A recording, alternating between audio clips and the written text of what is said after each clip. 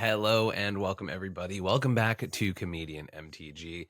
And today I am professionally biting off more than I can chew. As you probably saw by the thumbnail or description of this video, we are covering 10 tournaments today. Basically, I was looking through a number of different tournaments over here on EDH Top 16, and especially ones with larger player counts. And I was just kind of realizing, like, some of this stuff's getting away from me. Like, there is a lot of really cool stuff to cover and talk about. And as much as I would love to post a top 16 breakdown every single day, let's be a little realistic with the time. So instead, I figured I'm going to go over 10 tournaments and we're going to talk about some of the things that are popping up, some of the things we find interesting, some of the common trends, etc. We're not going to be looking at every blue farm list that pops up in these tournaments. We're not going to be diving deep on some of these decks that are just, stuff that you would expect pretty holistically in the course of the tournament. Instead, we'll be sort of picking and choosing some really interesting topics to cover just about the general cEDH meta when it comes to some of these large scale events. Also wanted to highlight because there's a couple championships from different countries as well. So definitely wanted to highlight a number of different tournaments and talk about some really cool stuff that we're seeing over the past couple months. So the past few tournaments basically have everything from our first one here is the Spring into cEDH event, which was on April 12th. So basically, the past month's worth of tournaments that we haven't already covered on the show that ended up being a relatively large size. So let's go in and break some cool stuff down.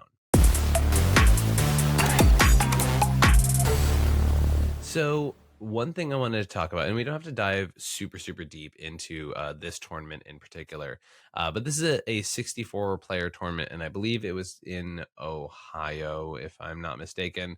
And we have a lot of the list privatized and things like that. But one of the things I do want to talk about is the fact that we have Cam Daddy D here, who has been playing Atali a pretty decent amount, and not only Cam, but now we're going to be seeing over the next couple things I'm going to be breaking down for y'all. But a number of different players have been doing really well with Atali lately. Now, meanwhile, Cam has won several small events, but all under 60. Well, I guess 64 or under players, right? So I believe it was like a 37 player event, and then a 40 something player event, and then the 64 player event. So, but it's impressive because it's not just been has done well with this deck. It is specifically has won multiple events with this Atali list, right? So definitely a list to be looking out for. And, worth mentioning, like, no Minsk and Boo here in the Planeswalker slot. They're on Chandra Flameshaper, which is a card I was actually talking with Cam about, very high on. Basically becomes it's another twin flame style effect, right? And it really does feel like this Atali renaissance, this Atali resurgence that we're sort of seeing right now. One, I think, smart choices are being made here with these lists, right? So they're on natural state and nature's claim on top of the normal amounts of artifact removal and stuff like that, right? Blow up the Ristics, blow up the Mystics, etc.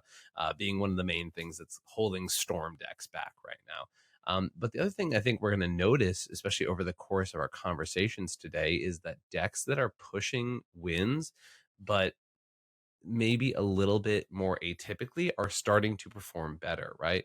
We are seeing a little bit of a resurgence of Roxai in certain spaces, right? Not that that deck is on a full renaissance, but more so some of these like two color storm style decks seem to be actually doing pretty well. And I think a big part of that conversation is people maybe not being aware of how fast some of these decks can actually push wins. But yet we're also seeing things here with Cam's list where being in top 16, being in the top 4, right? Being in matches where people should still be ready for the fast wins and are still losing to this deck too, right? So I think there's definitely a little bit of nuance, a little bit of understanding here to throw out the fact that Atali's kind of killing it lately. And we're going to keep talking about Atali, as I said, over the course of today, because it's not just Cam doing well with this deck, right? The deck is doing pretty well, but I think he's the person to sort of push it to the point where people are starting to talk about, oh wait, this deck's actually like starting to do really well. So first of all, congrats Cam for, as I said, taking multiple wins with this deck. But yeah, Atali's on a big upswing right now. Including some cool stuff like Geo Surge or Glimpse the Impossible, right? Either getting some card advantage, getting some ramp, right? Definitely a lot more ways to make the thing happen faster, right? I've always been sort of a Geo Surge hater, but like honestly, at this point, it's a great way to go from 4 mana to a full Atali cast, right? And after playing the deck in the modern metagame, I do kind of agree that like you sort of do just need to turn your cards sideways, tap out for Atali a little bit faster than you would have previously. But it seems to be getting rewarded in the current metagame. Seems like Atali is starting to do well. I think we saw the first like inclinations of this with the list that like just barely missed top 16 at Fishbowl, which was a major event, right? So Atali's on a little bit of a comeback run. Also, you're going to notice we're going to see Marnius more and more. I think after Gold Sabertooth started performing with this deck, people are really starting to take it and bring it to a lot of top fours, bring it to a lot of top 16s, really put some respect on Marnius' name. And I think it's maybe vying for the top Esper spot in the format right now. I actually don't know that any pure Esper deck is doing quite as well as people are doing with Marnius at this current moment. So Marnius Calgar is so strange too, because it's a deck that like basically took a year and a half. And I think Dockside being banned is a huge part of this, right? Like I think it was a deck that thrives now that the conditions that made Dockside really good are basically gone in the deck, and you can't really get as punished by it. Shout out to the fact that we have a Dihada here in the top 16 of this tournament as well. You're going to notice a few Magdas today as well. Magda seems like it's on a bit of a resurgence kick. Something really interesting to note about this, but cool to shout out the fact that there's a Kess here, Tim Clark, right? There's some pretty sweet lists in this top cut for this tournament, but definitely some trends we're noticing here, especially as I mentioned, this idea that some of these decks, like if you notice, there's a lot of red. Apart from Arnie's here, but like, Tim Necrom, Malcolm Vile, Dihada, Kess, right? So maybe we're starting to see maybe a bit of a red resurgence in the format in general. Especially when you look at this spring into cEDH event. So moving on to the next one. We have this autism awareness cEDH event. I mostly wanted to highlight this one because I think this is a really cool idea for the basis of an event. Another 64 player event that sort of just hit that cap. I did want to shout out Jonah's list here that top forward. Specifically J22 Balling, and so apparently they got 19th place Fishbowl, but they made top 4 of this event as well. But this is a really cool Najeela list that got a ton of upgrades from Tarkir Dragonstorm. And first of all, you can see the first one here. Elspeth Stormslayer, if you are trying to play fair cEDH in any capacity, this card's busted. I legitimately think this card is actually being slept on right now because it turns fair decks into unfair decks like that. The big part that I think really, like, obviously the doubling season effect is great, right? It can make a body, sure, but I think that middle ability gets really underlooked, right? You're putting a 1/1 counter on each creature you control, and those creatures gain flying, right? So you're giving evasion and power to a board full of tokens that you've already just doubled in the process, right? So it protects itself by giving evasive bodies more power and toughness, and it just sort of gets out of control insanely quickly, right? But we also have a bunch of mobilized stuff here and a Johnny Nikado pariah, right? Like this is actually a beat down version of Najeela featuring the new Zergo Stormrender, right? If you lose your tokens in combat, you're drawing cards, and then if your tokens die any other time, it's draining the life from your opponents. It goes pretty hard, right? You have Hireling and Rev here, get a bunch of combat value there. You have Chatterfang and Soul Trader as a combo piece here, right? Obviously, you have the classic Derevi lines, but you've also got the beatdown plans with Devilish Valet and Gornog, right? This is a deck that's actually trying to put your opponents in the ground. It's not even on Breach, we're noting too, right? Like we are actually seeing a lot of hybrid Najeela lists that were popping up for a while, but this is full. This is murder Najeela, right? Like, I mean, yeah, gotta mention Roaming Throne, right? Like we are doubling the abilities of our warriors, right? This is a list that is kind of getting out of control, and I kind of adore it. It looks so sweet, right? You have Ocelot Pride. You're really trying to win in a very fair way for Najeela, right? There's not even like an Oracle Consult as a backup plan. This is full combat murder Najeela.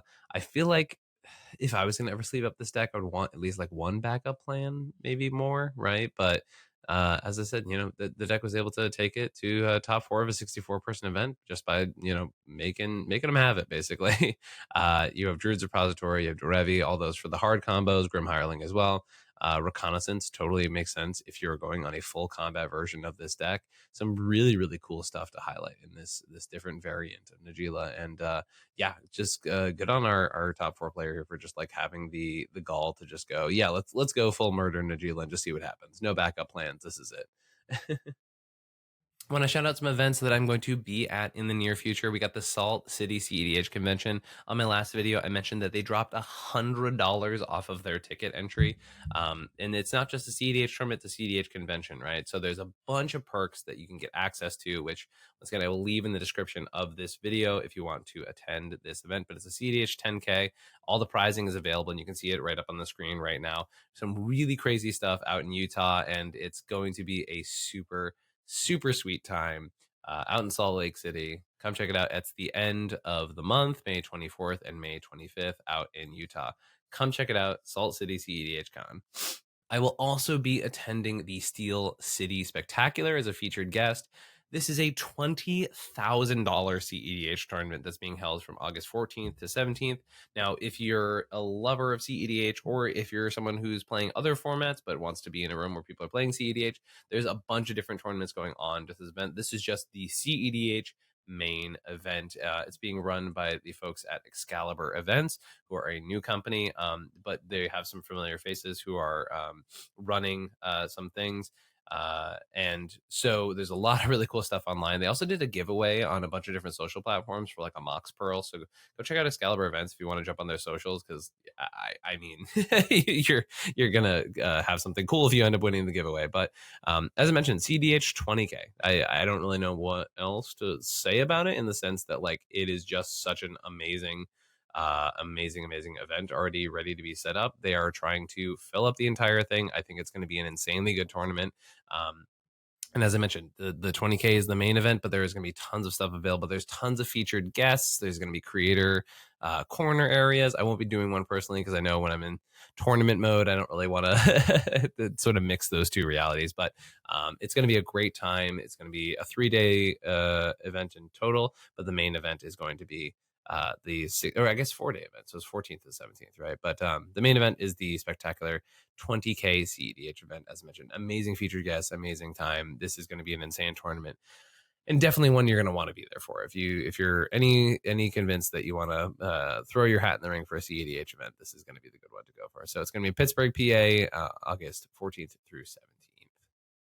Another deck that you're going to hear me mentioning a few times is this little underdog that I think we've mentioned a couple times here on the channel, but we're talking about Ral Monsoon Mage, right? And we'll break down maybe one of the lists in a little more detail in a bit, but I think this commander is starting to get figured out, and I think it's very real. And I think one of the reasons that Ral is very real is because this deck can win really quickly. I've seen turn 2 wins happen with this deck. I've seen consistent turn 3 pushes from this deck, and I've definitely seen protected turn 4s.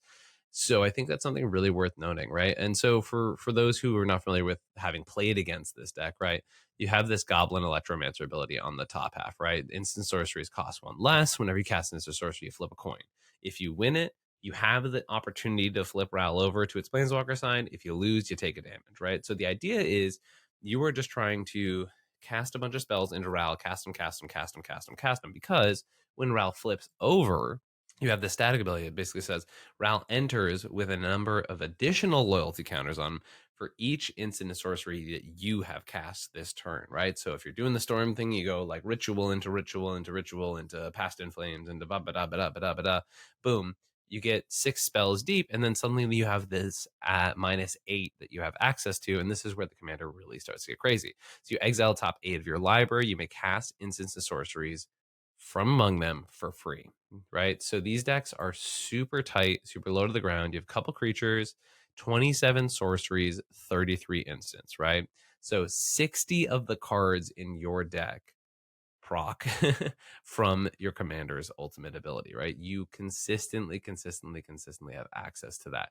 A lot of these decks too are running like psychotically low land counts, but it's like just correct for the archetype, which is the really funny part. Yeah, also just like 5 MDFCs. Are they on Mox Diamond with like 15 lands? That is actually wild. But you can see a lot of traditional storm stuff here, right? Like we're looking at like Helm of Awakening. We are really going deep. Twin Inferno to copy spells, Return the Favor to copy spells, right? You've got Breach here. It's one of your cleanest ways to like actually win the game. But there's, yeah, you are genuinely doing sort of like a faster version of what Karksaka does, right? Like what you trade for the resilience of Karksaka Shima to be able to blast through the mid range games, you get in speed with Ral, right? Ral, as I mentioned, you can do turn one Ral, turn two win pretty easily with this deck. So it's a very real place to be. And Tavern Scoundrel, really cool synergy too, right? Because you are flipping coins with Ral's first half. So that's actually one reason you might not want to flip your commander until the very last minute. You do have an Oracle in the deck, which I think is kind of interesting as a hard win, given the fact that it doesn't have like a lot of hard win options. So when you breach, you can actually just, especially with all the one rings going around and stuff like that, I think it's not a bad place to be because traditionally Storm just goes to damage as an outlet, right? But sometimes, yeah, I agree that like flipping into an Oracle, despite wanting to save on card quality, might be the smart option here, right? A lot of crazy instances of sorceries. As I said, like we'll talk about Ral a little bit more, but this deck is starting to show up more and more, and I think people really need to respect it as an option in this format. Like I feel like we are almost getting back to the place where like there's gonna be a portion of the format that just loses to a Thorn of Amethyst again. But it's we'll see how much basically these Red of Flame style decks start to get punished moving forward in the format, or whether everyone who's attempting to lock up with heuristics and mystics for the grind game is just going to keep letting players like kind of take these early wins. It is worth mentioning too, right? Like this tournament definitely had a more proactive slant, right? Two Rog size in the top 16, one in the top four. No real.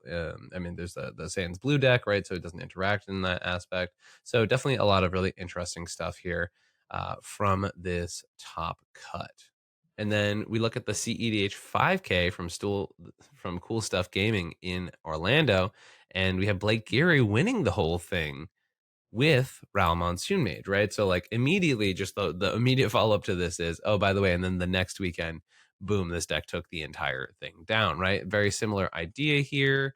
A lot of similar instances of sorcery, stuff like that. This one's on 23 lands, so maybe a little bit less aggressive than the 20 land variation. And we got some really cool spells here that like definitely remind me of those old Kark staples, like Invoke Calamity, which is, if you haven't seen this pop off in a Storm deck, my God, does that get nauseatingly powerful very, very quickly. A lot of looting effects. They do still get to play a decent amount of interaction as well, right? I know traditionally some Storm decks thrive by cutting interaction. And if you notice here, right, there's no force of will, right? That's one of the big crazy ones, right? There's no force of will. There's no mind break trap. It's not what this deck is trying to do, and definitely making a bold stance by removing those staples from this deck. You have the new Will of the Jeskai in here, allowing you to wheel, and I'm technically speaking, allowing your opponents to wheel too, but we don't talk about that part. And then also just having a Past in Flames part on the back end of it too. You got bonus round, one of the coolest storm spells of all time. There's just a lot of cool stuff. Definitely cool to see Quiet Speculation in here too. You just entomb your Past in Flames and recoups and stuff like that. There's some really sick options here for these Ral decks. And as I said, I think Storm is very real right now. I think people have to put some respect on the name. Like this archetype is going to be taking wins, and it is 100% worth talking about for sure. Also, could not talk about this event without shouting out the fact that Kentrell, who is known for being one of the best Keurig players sort of around, took Taval, Arbiter of Virtue, to the top four of this tournament as well. This is the new lifelink dragon flyer from Tarkir Dragonstorm. Says flying lifelink spells you control have delve. And whenever you cast a spell, you lose life equal to its mana value. So this is kind of like Sultai, Crick, Sultai mid-range kind of thing going on. This is a wild deck for sure. You got a Bazaar Baghdad in the main. We are taking it to old school vintage style rules for sure. And a lot of like proactive threats while also able to play some mid-range gaming. Definitely a cool culling ritual deck. You have Tooth and Nail just in the deck, and it makes sense because after a certain point, right, you just put two creatures onto the battlefield by delving a lot of your library away. And I'm assuming it's probably just Dosin and Hoarding Broodlord. And I think you can just win from that point. Now, the Hoarding Broodlord payoff is maybe a little confusing. I'm not really sure what they're, because they obviously have Saw in Half. And then is there a sacrifice? Okay, so you can do the Saw in Half, you can do Sacrifice. There's no Peer in the Abyss. And you do have to remember that you're dealing damage to yourself every time you cast these spells. Well, you're also losing life too, so protection doesn't even protect you through that. Yeah, that's so interesting. How do you actually win after you Hoarding Broodlord? Is this some weird like Sonhaf thing. I guess it can't be, right? Because there's no like eternal witness is what I would expect from that. So that doesn't seem to be present either. I'm assuming there's some sort of chain of spells that just allows you to get to the place where you play your Oracle Consult, but definitely a very interesting place for that to be as far as a payoff for the deck. It's definitely pretty wild to see this Taval list and, using a bunch of X spells, using a bunch of tutors, trying to set up these really giant over the top engines with this deck and be able to close the whole thing down. Definitely not what I was expecting from a Taval list, but I think it's really, really sweet. It's also kind of cool to mention that cards like Calling the Weak and Sacrifice also do the double duty of like, oh, hey, I actually am going to kill myself with my commander. Let me sacrifice them instead, which is pretty funny.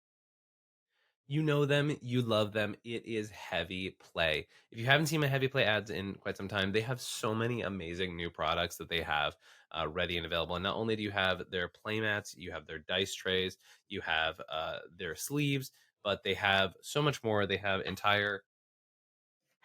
literally an entire holder for all of your decks. They have playmat tubes, so if you're not using the heavy play magnetic mat, you can put your playmats from your general playmats into a magnet tube that just attaches to the rest of your heavy play products.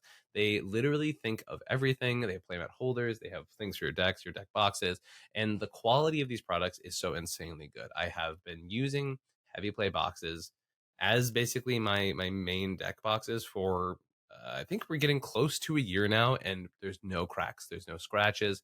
These things are resilient, they're strong, and the magnetic setup is so convenient. I can't tell you enough how much, as someone who plays tournaments week after week after week, it's nice knowing one, my cards are safe, and then two, these magnets are so strong, they're completely unaffected by time.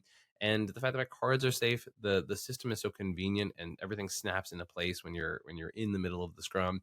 It's just amazing, and I constantly compliments on my heavy play products, not to mention the fact that they have the whole new playmat series, which for people who are familiar with older heavy play stuff aren't aware of, they have amazing new beautiful art mats. If you go to code if you go use code comedian at checkout, you can get 10% off your order. Cannot recommend them enough. Check out heavyplay.com/comedian. Also want to shout out a couple things here in the top 16 of this tournament. We have Ben Liff, I believe is how you say that name, with Yawgmoth, Mono Black Yawgmoth here, making the top 16 of this tournament, playing some crazy cool value engines in this deck, doing some extremely spicy stuff. And yeah, if you want like a full deep dive into some really cool stuff that you can do in the fringes of this format, this is a really cool way to do it. Interestingly, not a lot of disruption for what your opponents are doing apart from Yawgmoth's ability to hate on creatures, which, to be fair, given the current metagame and how many people are relying on creature strategies and how much Rog Thras and Yoshi Thras and decks like that are becoming prominent decks in the format, playing a deck like Yawgmoth basically just says there are a couple free matchups in the format right now, which is pretty sick. Definitely a deck that I would need a lot of practice on before just whipping out to a tournament, but it does some pretty sweet stuff. And congrats to our pilot for this really spicy build. Also got to shout out Lotho, a deck that I know many people, including our lovely Zeb from Playing Power, have been trying to make happen for a long time. Lotho, just a great mana engine early on in the game. This deck is doing a lot of the stuff I think we traditionally still associate with the deck. There are Heliod Ballista combos. There's also Auriok Salvager and Lion's Eye Dying combos here. You could do Abdel Adrian lines, infinitely reanimating stuff, making infinite bodies, infinite mana, all that stuff. Then Horton Broodlord doing a lot of the same things as well. So there's a lot of really cool lines here in this Lotho build. Definitely got a decent amount of silences to say like, hey, I'm actually just going to put these wins in the stack. We've got Abolisher and Voice of Victory and Ranger Captain and Silence and Abeyance. And basically that's the only way that these black-white decks get to truly interact, right? Not to mention the fact that they also get to play a few stacks pieces here and there, things like Vexing Bauble, Agatha's counts technically, and a couple of the creature pieces, right? Things like even Mind Sensor, Oppo, Dranith, like enough pieces to make your opponents inconvenienced, to say the least, right? But definitely not enough to fully lock them out of the game per se. But really cool to see a deck that people have been trying for a hot minute actually get there. This top 16. And then we have to shout out our friend well, gotta shout out two things here. One, I want to shout out that, as I said, Roxai is making a little bit of a comeback. We got a couple here in the top 16, not top fouring a lot of these tournaments, right? But like showing up more than I think a lot of people had associated it with in the current metagame. It's been sort of a deck that people are taking less seriously, especially seeing as it used to be one of the best decks in the format, if not the best, right? And now we have Chris here with this Canine War Doctor list, who actually got to play against Chris with this deck at MagicCon. But I want to shout out because it's a really cool Jeskai Breach deck that occasionally does some really sick stuff with the War Doctor. But yeah, it's mostly traditional Jeskai Breach Stormy style things, right? But I had to shout out the list, as I said, because doing some occasional really wild stuff with the War Doctor and things like that makes it for a really, really interesting strategy. I think there's flood colors in here, I think just to give flash to everything. Yeah, okay. And then they have dramatic reversal just for storm stuff. So I think it really is breach being the main win condition and occasionally just killing people with the War Doctor, which I guess I should definitely read. It says whenever one or more other permanents phase out, or whenever one or more other cards are put into exile from anywhere, put a time counter on the Doctor. And whenever it attacks, deals damage equal to the number of time counters on it to any target. If a creature dealt damage this way would die, exile it instead. So if you, for example, are breaching through your library and things like that, or exiling a bunch of cards, this actually can get pretty out of hand pretty quickly. Also worth mentioning too that like the Canine is one of the main reasons you do play the deck the way that this is built, right? And it's mostly because Canine comes down early, turns on your SWATs, your guardianships, your Mox Ambers, things like that. So and even Mox Opal, right? Because it itself is an artifact creature. So congrats, Chris, on this top 16 guide with this deck. It's pretty sick. All right, on to the next one. We got Travel the Tropics. As I mentioned, Rogsai taking it down, right? Definitely worth mentioning the fact that, as I said, Rogsai is a deck that has not put up a big win like this in a hot minute. It is a pretty solid Rogsai list. Notably, Stock Up is a card that's being experimented with. Molten Duplication in the deck for Dual Cast or Twin Flame as a backup win condition, which is I think kind of interesting if you expect like folks to go super crazy with the Rhystic Mystic metas and stuff like that. Just have another A plus B combo, and definitely something that I can guarantee most folks would not expect from Rogsai. You have Will the Jeskai in here, as mentioned, for that the wheel effect plus the Past and Flames effect that we were talking about in Ral. Which I gotta ask, what's the mana value of this deck? So no Necro Dominance worth noting too, and a main deck E zone. So definitely some cool atypical choices in this variation of Rogsai. 1.4. So these Nazes are tough on the deck nowadays, but it's worth mentioning that the Necros end up being pretty solid instead. But as you said, no, or as you can see, no Necrodom in this deck to pay off in that way. So definitely some interesting choices from this Rogsai list here. Worth noting two Derevis here in Top Cut. Definitely a deck that is being taken a little more seriously nowadays. Also, we got a Minsk, Beloved Ranger in top 4, which is pretty fascinating as well. This is a deck that I think shows up every once in a while. Just to remind everybody, like, hey, respect Protean Hulk. And if they don't, they die to it, which is pretty sweet. And I guess more accurately, respect Academy Rector and Arena Rector is 99% of the way that these decks tend to actually win the game. But doing some cool tech and things like that. I just want to shout out that very cool archetype. Also, what is this? Change a creature, tax, reveal cards on top of your library to reveal an aura. You put that card in the battlefield. Oh, and your only other aura in the deck is Pattern of Rebirth. That is very fun. I definitely you may put that card in the battlefield. If you don't, put it in your hand. Oh, wow. That's super cool. That's a really interesting tech. Yeah. So basically, it does the same thing as Academy Rector, right? Because if you have your commander out, right? Say you put this on your commander, go to combat, you flip until you hit Pattern Rebirth. You put it on your Minsk token, for example. Sack it, get the thing. Like it's a pretty quick way to get Protean Hulk on the battlefield and just win the game. So cool tech here from this Minsk list, and able to make top four. Pretty sweet. Also had to shout out a couple of these last lists here in top 16. You had Christian Gome with Paco and Halden list, which is a deck that has really been quiet for quite some time. I definitely have never seen Doc Orlok in this deck. Spells you cast from graveyard or from exile cost 2 less, and when Paco is attacking every combat and exiling things. Yeah, for those who haven't seen this combo, because it's been a really long time since we covered Paco and Halden. Paco attacks, everyone exiles the top card of their library, it gets bigger, and then you can cast those cards with your other half, Halden. So the two work together to be a really large card advantage engine, as well as occasionally an actual beatdown engine for the table. famous for playing a decent amount of extra turn effects, many non-creature spells, including the brand new Gifts Ungiven, which is pretty sweet to see here in the deck. We have Intuition and Gifts Ungiven piles. Something definitely the deck got as a pretty big upgrade from the unbans.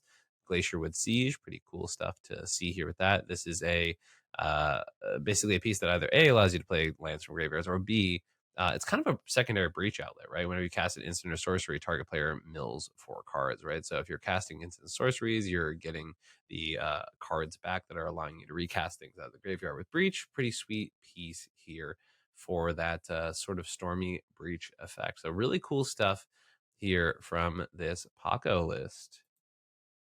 And last but not least, this is the first Felithar I've seen, our brand new Abzan sack outlet.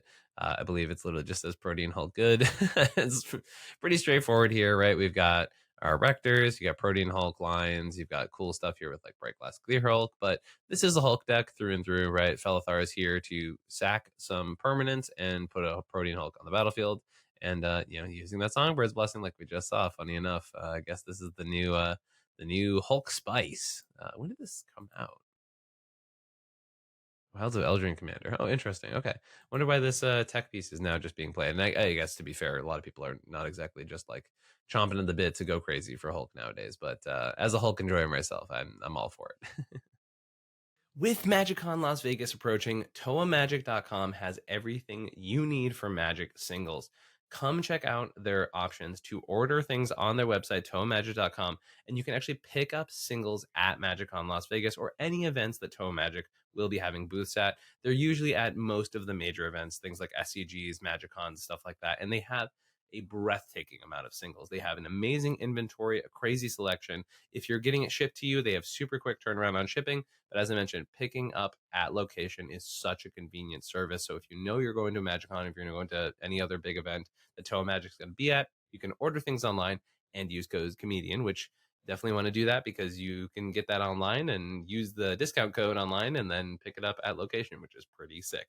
But you get that discount code, get an amazing selection of cards at the Toa Magic booth. Cannot recommend using them enough. They've been an amazing partner of the channel for quite some time and genuinely have a great service. It's the reason I own a Candelabra of Thanos is working with Toa Magic. So I truly adore them. They have an amazing selection. They give you great quality on cards. Check out ToaMagic.com for more details.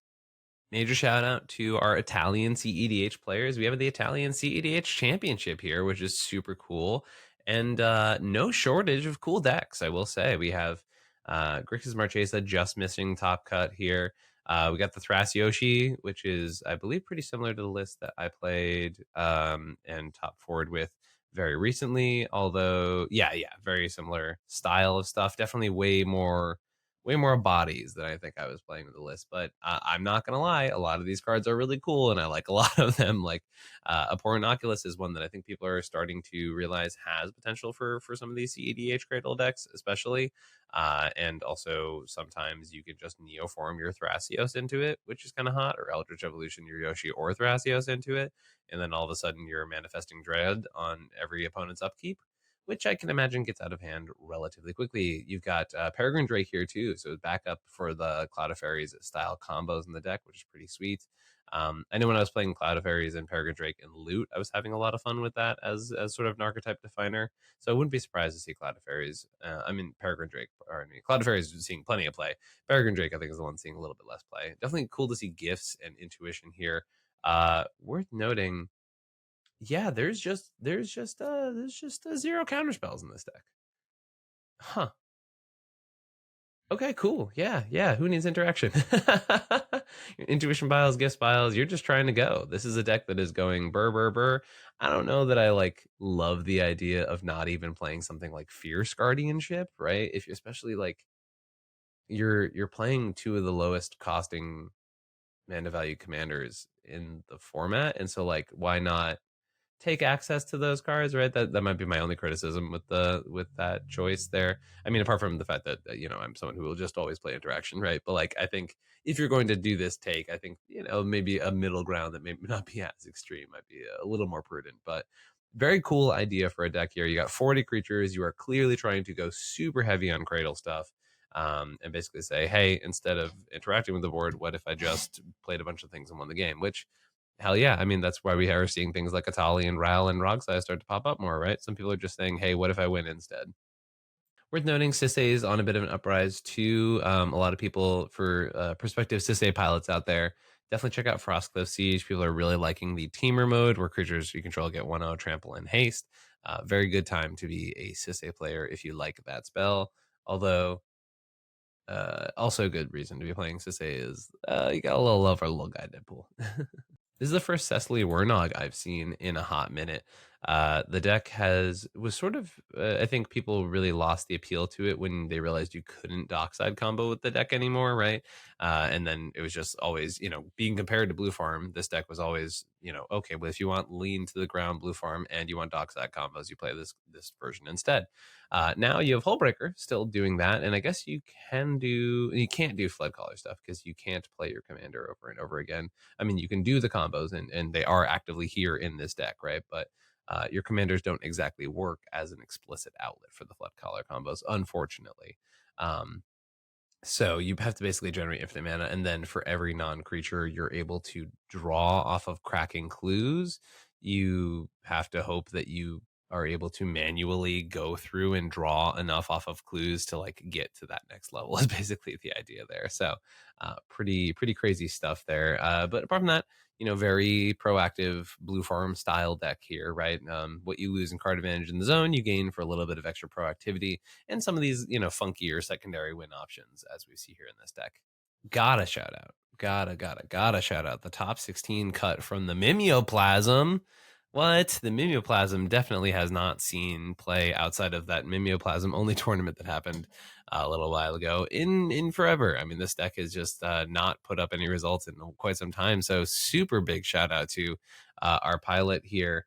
I am the lol man for pretty sweet. It's like a turbo hermit druid deck is the general inclination I get looking through this list, right? You're trying to hermit druid quite quickly. That's why Tyvar is in here, and it's why I believe there's not lightning greaves, but it's why you can do things like Agatha Soul Cauldroning your hermit out of the graveyard. Soul Cauldron is actually a big pickup for hermit style strategies that I feel like doesn't get talked about nearly as much. But also straight up just Concordant Crossroads. Like, all right, cool, 1 mana Crossroads, hasty hermit, let's go. Like, make the thing happen. And then gifts and given piles here, which if you saw my video last week, I was talking about some of the really cool gifts piles that you can do, but basically Snapcaster Mage, Reanimate, Thassa's Oracle, Demonic Consultations, a nice clean gifts pile, which I can't imagine hurts this deck, which is really, really sweet. So very cool to see Mimeoplasm make top cut here. There's a lot of really interesting choices, and I definitely think people who love a good crunchy soul tie pile definitely should take a peek at this one because it's fun. And then we have to shout out the top 4 Lord Windgrace list, which I believe Lord Windgrace has made a couple top cuts. I'm not sure if it's been Deus Odiosis, I think is how you say it. So this is turbo list with a lot of Jund interaction. This is a turbo list for sure, right? This is an Adnaz list. This is a Peer into the Abyss list, but if you also notice, it's a 38 land deck, right? Like it is a deck that is playing Lord Windgrace for the reason that playing Lord Windgrace should be there. But there are things like Valakut combos in this deck. This is Jund Turbo for sure. You have Underworld Breach in here with no grinding station, no Stitcher supplier line, I don't think. Yeah, no Stitcher's line, right? So kind of doing things the old fashioned way. You have Aftermath Analyst to mill yourself, get those lands back. Things like 6 to fill up your graveyard as well. I definitely would love to hear if the pilot of this deck is ever sees this video, like just some of the intricacies of this list, because I feel like there's so many things that you can look at here and then miss entirely. I feel like also Rolling Earthquake may have something to do with how the deck actually wins. I know, like obviously you can play your own One Ring and then Rolling Earthquake people, which is kind of funny, but then also you lose to other people's Rolling Earthquakes. It's a bit of a pain. There is Praetor's Grasp in here, so I mean, traditionally a lot of these like lower color turbo decks just go like, yeah, I'll just Praetor's Grasp and take their win conditions, which has upsides, has downsides. Obviously, there's a little bit more land synergy in this archetype, right, which gives it a little more play and some more intricate circumstances. And also, it's worth noting like the relationship between a lands deck and Calling Ritual is so healthy because while everyone else just loses all their resources, even if your Calling Ritual doesn't actually win you the game, it puts them behind so far tempo wise that like you're just able to gain a bunch of momentum back in the other direction, which is really, really nice. Really cool stuff here from this deck, and I definitely would love to hear if the pilot of this list has any thoughts and feelings on this one. It's pretty sweet. Also want to shout out this Thrasios Francisco list in the top cut, doing some kind of cool stuff here. You have like the Francisco combos with Walking Ballista, but apart from that, like this deck is just really fast, right? Like it's got a bunch of different ways to like untap a bunch. You have a bunch of different payoffs for the Flood Caller combos. You have Isochron Scepter combos. You have Kinnan Basalt combos, and you have double Necro. So this deck is definitely not chilling. Very similar to Nastrom's list that top the Royal Rumble earlier this year. So very, very cool stuff here from this deck. So now we have the Diamond cEDH tournament with Atali taking this one down as well with a completely different pilot, Robert Rodriguez, able to play a very similar list to Cam Daddy D's list. I ran a comparison the other day. They're like not too many cards apart. Minsk and Boo definitely being there. Uh, Playing some cool stuff that I do want to shout out for sure. Also, a few less of those artifact enchantment removal pieces. Like we talked about, this version is also on Cloudstone Curio, which is a piece that I've had a lot of trouble cutting from Atali and still seen a lot of success with whenever I play the deck. But also worth noting, like things like Last March of the Ents, an uncounterable way to draw basically 7 cards because you know you're going to have an Atali on the battlefield by the time you most likely cast this card. Haragast, which is really cool because this one has been like sort of in and out of Atali lists, but you're able to basically emerge this card out of your Atali, get a free Atali sack. You potentially can exile your hand, get some more cards, but then each creature has a merge, right? So then you start using your high mana value things that you're flipping off of Atali to sack them to replay Atali, and then you can start sacking Atali to emerge out of those creatures as well. So Haragast allows you to really start building up momentum when you're playing the deck too, and then shout out to the Emrakul in the main deck. This has been a piece in and out of a lot of Atali lists. I know some people are really diehard on it, but I haven't gotten any testing in with it myself. But I think it's a super sweet payoff in Atali, especially when, you know, sometimes there's going to be the people who are super far ahead and you really don't have any other answers, but you can maybe Worldly Tutor Emrakul to the top and then cast your commander and see what happens. So congrats to our pilot for another Atali win. The Dino is having a really good month. And spoilers, this is not the last Atali win that we're going to be talking about here. Um, Maybe some of the more standard decks, Timna Crom, Timna Thrasios here, right? Malcolm Tana, which hasn't really been around in a hot minute, which is pretty sweet. This I am the captain list. It is literally just very quick pirate hacks, right? You're turning your nibs and things like that into pirates. You have the ley line of transformation, if I'm not mistaken. There we go. You have double curiosity effects for your niv. But yeah, we really haven't seen any Malcolm lists in a hot minute, especially with the presence of Bowmasters being so dramatic. So the fact that we have a Malcolm list that was able to, believe 5th place end up in, yeah, which is like pretty solid for that archetype. It's pretty sweet. So congrats to our pilot for bringing back Malcolm Tana and almost making top 4 with it. Gotta shout out Emery, which is a deck that I feel like a lot of people think is really cool and then like never actually sees any play. But here we have a pilot top 16ing with Emery, able to put some flashbacks into Fae. Chakram Retriever's often the best card in the deck because as you cast things from your graveyard with your commander, you're able to then have the Chakram Retriever trigger, which untaps your commander. So, for example, if you have a Lotus Petal, you're able to just like cast Lotus Petal infinitely on your turn, right? Make infinite mana, et cetera, et cetera. You have Hullbreaker, Con Sphinx as your big mana payoffs. A lot of Mirren Spy is also the exact same way with your commander too, right? So there's a lot of cool redundancy. I guess the biggest like downside with this archetype is that you can't really tutor either of these, right? Which is I think the toughest part of playing Emery is your main combo pieces are almost impossible to find. Unfortunately, you also have to put a lot of them into the graveyard. But I think that's also why things like, and you know, a lot of these value engines like Psychic Possession and Steel Enchantment and Mirror Maid, all that kind of stuff's in there to just get you that raw card draw, right? But you also have clones with Machine Gods and Isochron Scepter combos, and you have Hullbreaker, right? So even if you're not using your commander to make infinite mana, you've still got other ways to be able to go through and do that process as well. Plus, if you ever give haste to your commander, which I'm not sure this deck can do, is there Greaves? Oh, there is a Greaves in here, right? So you can always like uh, play the Greaves, right? Put it on your commander, tap to cast something out of your yard. Unfortunately, that thing can't trigger to untap your commander. Or no, you totally can, right? Because choose target artifact in your graveyard. You may cast this card this turn. Okay, so you don't have to cast it right away. Yeah, so like Displacer Kitten plus Lightning Greaves plus any 0 drop that can sacrifice itself allows you to cast that over and over again because you're able to move the Greaves back and forth from the Kitten every time you want to flicker your Emery, put the greaves back on. It has haste now, activate to cast the thing again. So it's a fun little combo that I have a feeling not many people might expect. But I think people are always sort of appropriately afraid of Displacer Kitten. So if you see that, just don't let it happen, I think is mostly the motto with that card. And then another Zerda making top cut, and Tanya. Oh my goodness, we got so many decks to talk about today. You have Kinnan 2.0, which is this Zerda list here, doing a lot of similar stuff to our list that Kevin topped with at the Heisenberg event. But yeah, we're trying to go super fast here with these Zerda decks, right? Another one of these low color decks, trying to just put wins on the stack early in the game when people aren't expecting them, and maybe with card types and things like that people aren't expecting as much, right? It's a lot harder to answer a Zerda than it is an Adnos, right? Or a mental missteppable spell, right? Like a Dark Rid into a Necro. So really cool stuff here. I still haven't seen a good Blood Pod pilot is the description of this deck, and I don't know why, but it's appropriately shady for sure.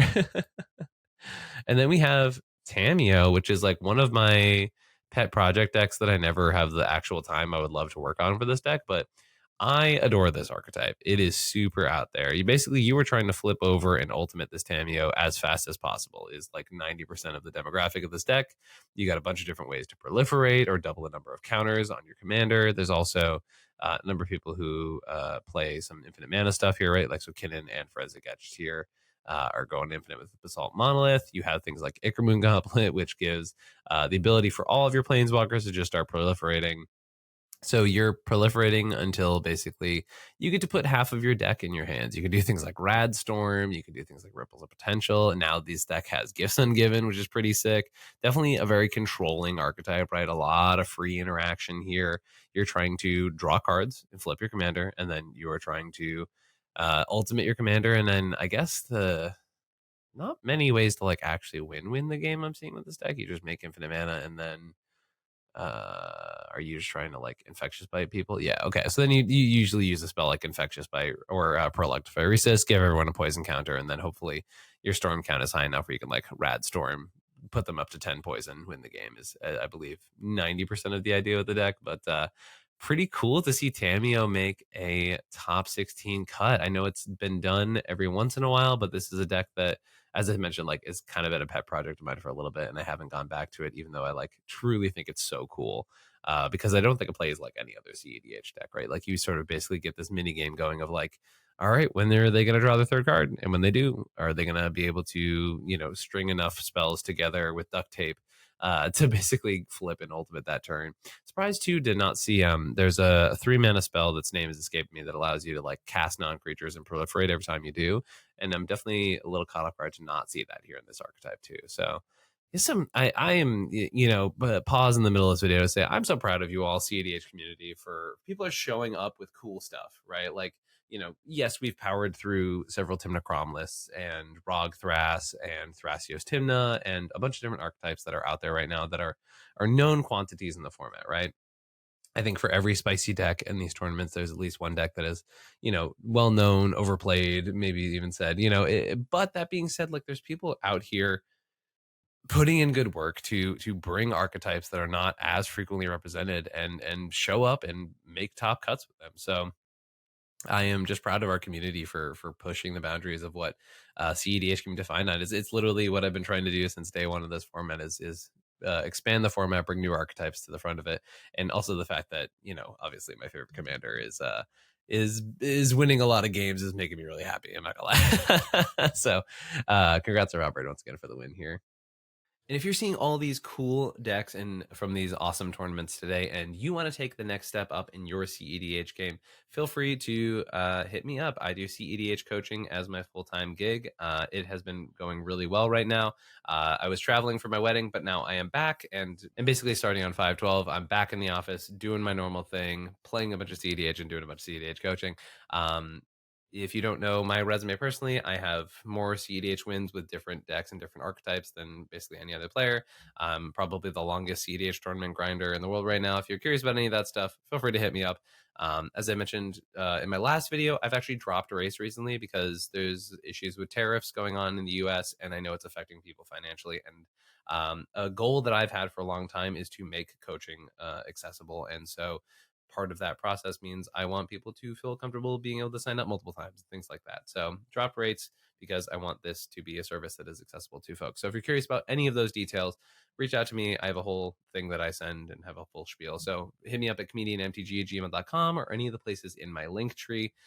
Just make sure you're hitting up the right person, especially on Discord. It's comedian_MTG on there. There are other people who have different comedian MTG usernames, unfortunately, negatively.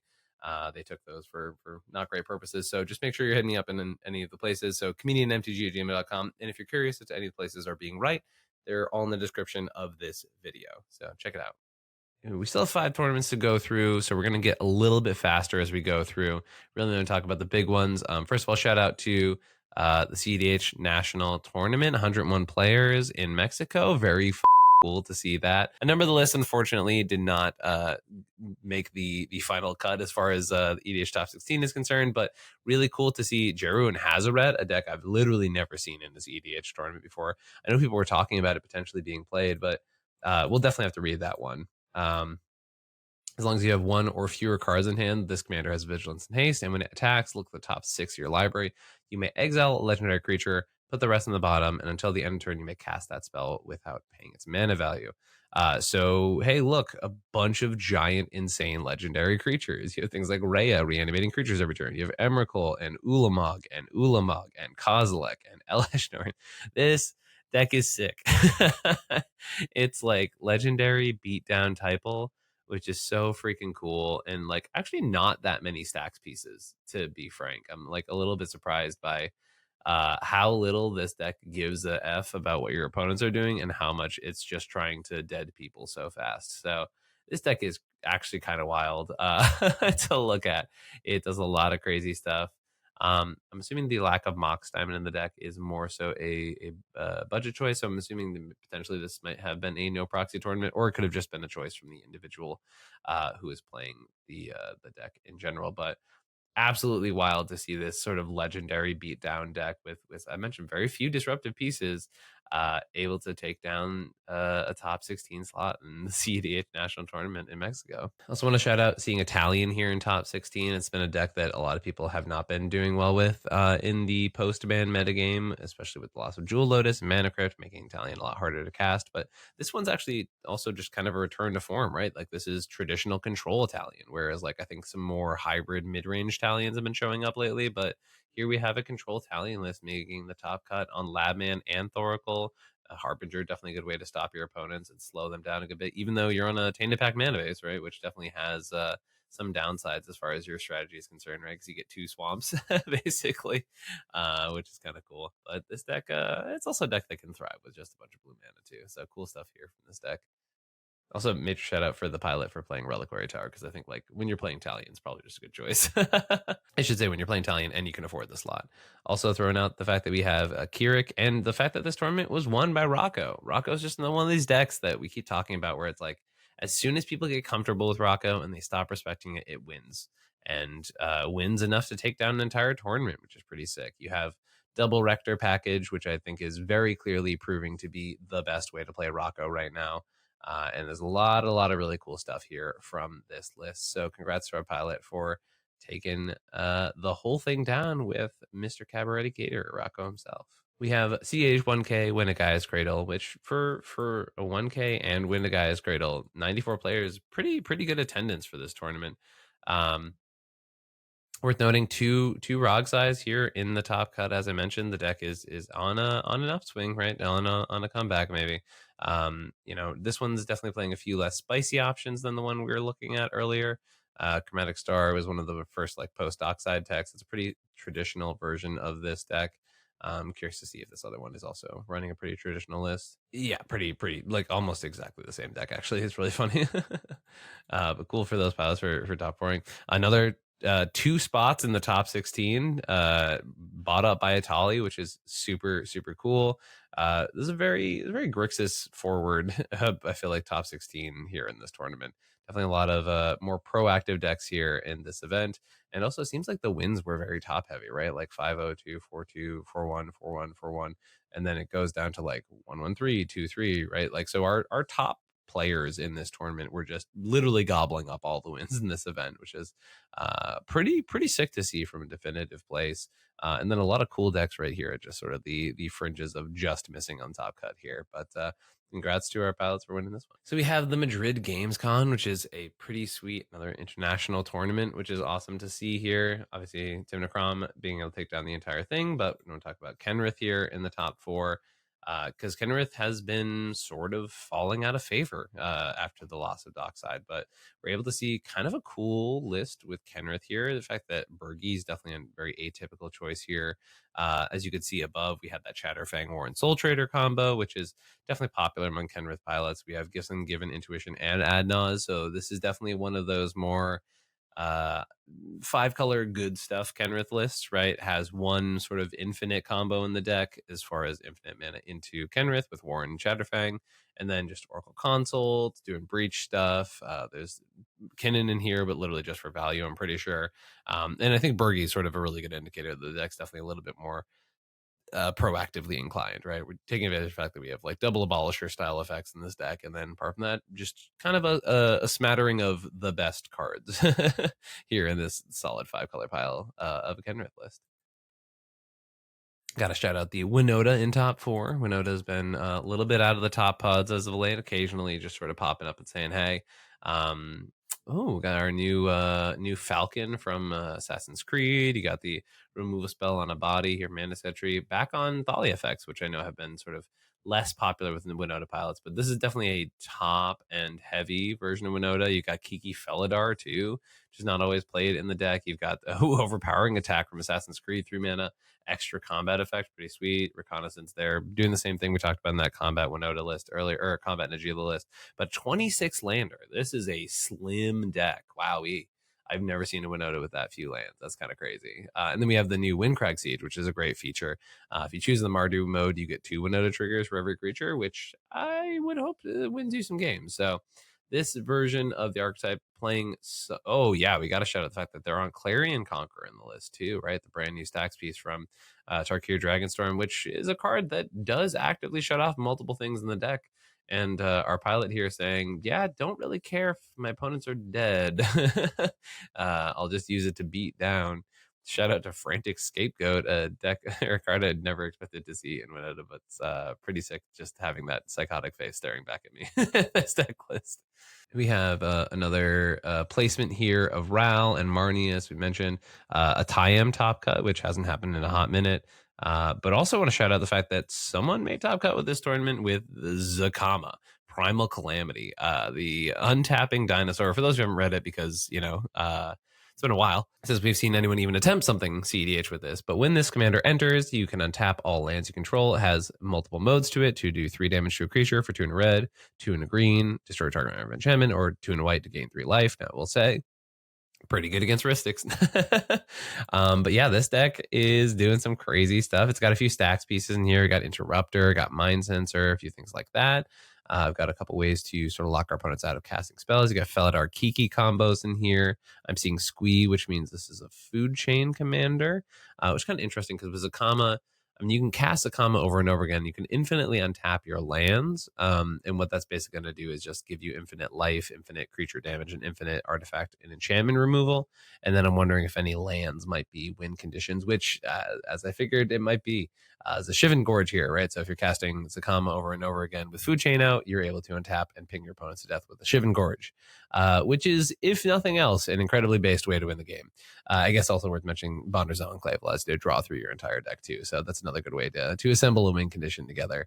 Is definitely a wild deck, a very combo heavy version of this deck. And so I'm assuming there's definitely be games where you just don't even ever think about casting Zakama, right? Shout out to Atali Staple Hunting Velociraptor in the deck. But yeah, there's also like, A+Bs with just like Village Bellringer and Kiki, or Village Bellringer and Balloon Man, and then Felidar Kiki, or Salvagers in here too, I guess, for the Bomberman combo, which I'm not really sure how you really actually win with Bomberman here, apart from just like, you cast your commander, but I guess there's also just like other random outlets in the deck, things like Beast Rider Vanguard to pump infinite mana into. So definitely a very wild Zakama list, and just definitely a wild list in general. Congrats to our pilot. We have our 10K from New York this weekend, which I was so excited to hear that Rip and Chip was announcing a 10K, and then so sad to realize it was on my wedding day, so I wouldn't be able to attend it. But I guess as consolation prize, we have Robert Rodriguez back here winning another event with this Atali list. If you remember, we talked about Camp Daddy D, and then Robert was one of our other winners here, and showing up and putting some respect on the dinosaur. I don't think too many changes from their previous iteration of the list. You still have the Haragast, you have the Emrakul. As I mentioned, this last Atali list we talked about, but freaking so cool to see Atali just having like 4 or 5 wins in the past month, not just tournament performances, but literal tournament wins. I think this deck is insanely real and totally worth putting some respect on. Also, through the course of this tournament, there's a couple other things I want to shout out. As I mentioned, seeing more Magdas, right? 2 Magdas here, one in top 4, one in top 16. I think there were a couple other Magdas sort of all around. Shout out to David Walker for just missing in 17th place with his very spicy Blade Wing list. Feel free to all check that one out. We have Thrasios Vow Smasher, which I actually have not seen at all since the Dockside ban. This one has Skilled Borrower, which is on the top of your library is an artifact creature card. It has all activated abilities, that card. Okay, so some quirky stuff going on here with this Thrasios Vow Smasher list for sure. I mean, I'm seeing Stella Lee in the main deck. You have Deadpool in the main deck. You have Hullbreaker Lines here. I'm assuming there's some behind the mask. Oh wow, this deck's playing some weird stuff, huh? Okay, you got some Vitalize combos here. You got a bunch of different like Isochron Scepter payoffs with the Isochron Scepter, but I guess this is what Stella's doing. Stella is copying your dramatics or your vitalizes to either untap your creatures infinitely or untap all your non-lands infinitely and pump that into Thrasios. Wild stuff here from this list. Holy cow. I'm glad I clicked on the Thrasios file. I was just gonna sort of lump it in with the other Thrasios pilots, but this is by far not just another Thrasios deck. So very cool to see this list. Also kind of cool that Stella is uncounterable Legolas thing. It doesn't do anything. It just untaps it infinitely, right? But like it is very fun. Oh no, it actually machine guns down the entire board with split second, which is pretty cool. That's a very cool interaction here from this archetype. Yeah, very sweet stuff from this cEDH list. Very spicy Thrasios Wild Smasher list that I will definitely be taking a deep dive into later because they're cooking. Also have to do a shout out to Anthony Ward, who has been working with me for quite some time and has been playing a lot of Esper, and Esper is definitely his comfort zone. But as soon as he jumped onto Master of Keys, he started absolutely killing it. This is definitely a deck that's been going well for him, and the fact that he ended the 10K in second place is freaking sweet. Yeah, there's a lot of really cool stuff in this Master of Keys list. He runs Hedron Crab for all the self mill stuff. It's very funny. We've definitely been working on this deck for a long time together, and obviously Gifts Ungiven's another great upgrade for the deck because it was already playing a whole Intuition Master of Keys pile. For those who aren't familiar with it, you basically get Tiny Bones joins up, you get a Dance of the Dead or Animate Dead style effect, and you get Abdel Adrian. And that's just a 3-card pile because as long as you have your commander out, there's no configuration that backfires, right? Even if they put your Abdel in your hand, you just escape the Tiny Bones joins up, you target yourself to force yourself to discard a card, you discard your Abdel, and then you use the Master of Keys to cast the Animate Dead out of the graveyard. So there's literally no losing in these Intuition or Gifts piles, which is pretty sweet with Master of Keys. There's also just Oracle Consult lines in the deck. There's some cool stuff with the fact that you can do like infinites with Luris and Displacer Kitten. You can do infinites with Abdel. You can do infinites with Hullbreaker Horror, right? So it's not only just Esper midrange and doing all that kind of stuff, but also has a bunch of different ways to go infinite, pump all that mana into Master of Keys, and then set up infinite loops with like infinite Orcish Bowmasters or infinite Abdeling with Bowmasters or Oracle and doing all that kind of crazy stuff. You can also just like cast an Animate Dead out of your yard, bring back your Oracle and win the game. So yeah, I mean, super congratulations to Anthony. It's been super awesome seeing him genuinely start killing it with this deck. Also, we got to shout out the fact that it's a Sarah Sanctum deck in the main deck. It's everyone's talking about all these Cradle decks, but this deck getting the White Cradle with 17 enchantments makes a ton of sense too. So major shout out to Anthony for top 16 or top 4ing this cEDH 10K event. Also, if you notice, Heliod's been showing up. People are putting on work with this deck. It's been showing up more and more. So definitely a deck you got to put some respect on for sure. And our last top 16 we're going to look at is the Birdcage 3 Revenge of the Finch, which I believe is a California event. I believe this event ended up being a top 10 cut. So even though we do have a clear top 16 here, our players who made top 16 but not top 10 did not get to advance. Shout out to RJ, who's a Atali pilot who I worked with right before this tournament. So major shout out for the top 16, but unfortunately it didn't get to go on to the semis. We've got more RAL stuff. People are showing up doing RAL things. As I mentioned, more Heliod. Shout out to someone who isn't Jacob Wynn playing 6 men in our set and able to, and all credit to Jacob in the description of this deck. But these Narset decks are getting sweet over time. If you saw me cover the top 4 or top 16 list from the Heisenberg, you know generally what this deck is trying to do. Is trying to play Narset, it's trying to cast a whole bunch of spells, and then probably win through a breach combo. And or just resolving a Jace Builder Mysteries without any library. So pretty sweet stuff here. Seeing Narset once again make top cut.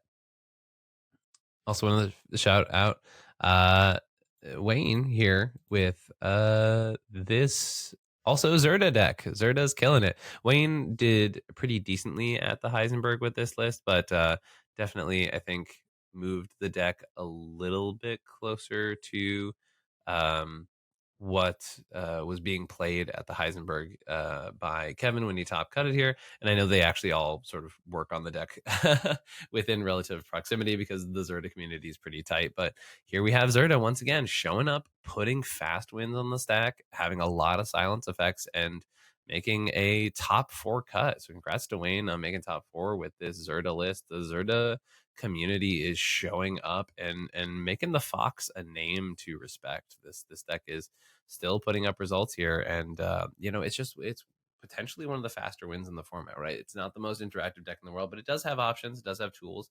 But the fact that you just get early Grand Abolishers, early consistent win conditions, and your commander is just a 2-card infinite in the zone really speaks volumes, right? And so I think that's something to definitely respect with this list in particular. Super sweet stuff here from this top 4 performance by Wayne.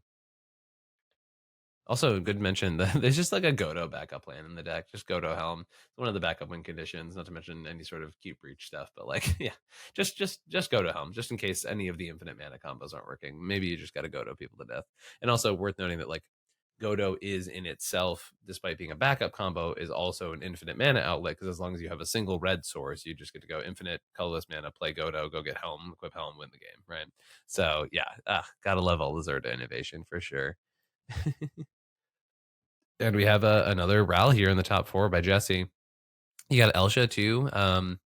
Elsha is showing up back again. It's been sort of quiet since Snaz was able to top 4 in early this year. Chromatic Lantern, definitely not something I was expecting to see from a cEDH Elsha list here. But apart from that, relatively standard Elsha stuff. We got double top here, which I think is, or double balance, I should say. Been a popular choice in more recent history, but really cool to see Elsha back on the top tables. It's a deck that obviously has a soft spot in my heart. So congrats to all the players who I featured today and all the players who didn't get featured today. Going through 10 tournaments, I'm definitely going to highlight the stuff that I find the most interesting. Sorry if I looked at your deck and did not find it interesting, but I think cEDH is still so open, so wide. There's a lot of crazy stuff going on, and I couldn't be more happy to be a player in the format right now. I know obviously there's still stuff with Ristics and things like that are the decks that are grinding very well. There's still blue farms putting up results, all that kind of stuff. So for every deck that is just sending it and being successful, for every deck that is putting pressure on the table, there's also decks that are hanging and doing the mid-range thing very well. But I also think like, I've talked to a lot of people who, one of my suggestions to them is like, if you're experiencing mid-range burnout, then play a deck that just puts wins in the stack, right? If you're experiencing too many draws over the course of the tournament, look at the Zerda lists or the Atali lists or the RAL lists, right? The decks that are just putting spells in the stack and trying to kill people, right? Or even if you want to go Rogsai, go Rogsai. If you want to go super innovative list like that Stella Lee featuring Thrasios Vile Smasher list, right? Like all these kind of cool innovations, they're all there, right? There's so many tools for this format, and there's like 30,000 legal cards in CEDH, right? So I think anyone considering the format solved is probably not respecting the card pool enough. And I think there's so many amazing things. Shout out to our Mexican players, our Italian players, our Madrid players. I think it's super cool to be able to feature events from around the world. I think there's some really cool stuff there. And I think, if you really want to take the time to like go like, hey, what do these other metas look like? Take the time to dissect them, because there were definitely choices that were obviously similar, right? But I don't think you're seeing anyone in the US whip out a mimeoplasm anytime soon, or maybe even have the courage to do so, right? So many cool decks featured today. And I want to thank you all so much for watching this video. And I'll catch you next time. Peace.